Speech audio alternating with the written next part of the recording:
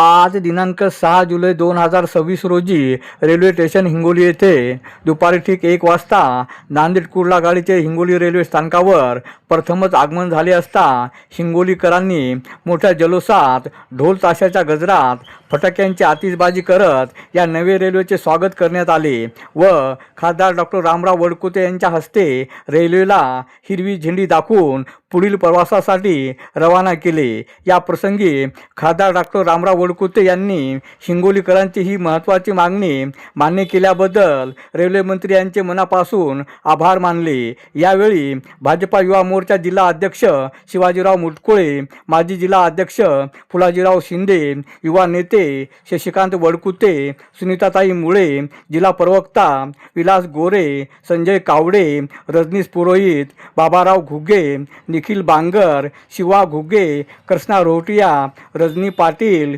माणिक लोढे, कैलास शहाणे, बंडू कराळे, गुड्डू देवकते यांची उपस्थिती होती। अरुण दिपके, TV7 हिंगोली। पंतप्रधान नरेंद्र भाई मोदी तुम आगे बढ़ो, हम तुम्हारे साथ हैं। रेलवे मंत्री वैष्णव यांचा जय हो, मुख्यमंत्री फडणवीस साहेबांचा जय हो, रामराव वडकुते साहब आगे बढ़ो, हम तुम्हारे साथ हैं। रामराव वडकुते साहब आगे बढ़ो, हम तुम्हारे साथ हैं।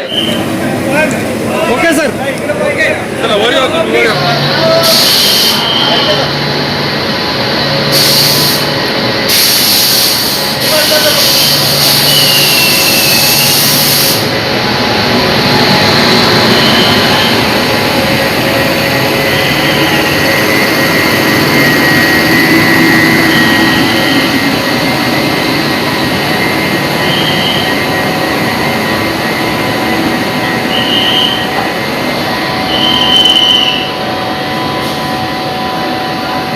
आहे की मुंबईला जाण्याकरता वाशिम मार्गे डायरेक्ट गाडी या ठिकाणी नव्हती।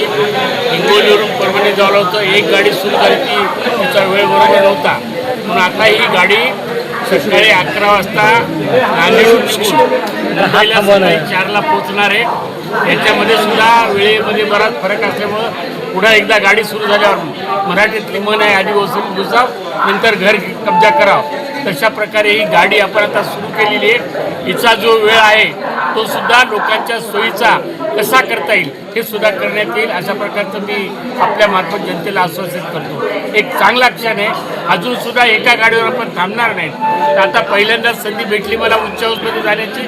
या ठिकाणच्या जास्तीत जास्त गाड्या पुणे हो मुंबई हो या ठिकाणी जास्तीत जास्त गाड्या मिळवण्याचा मी प्रयत्न करेन।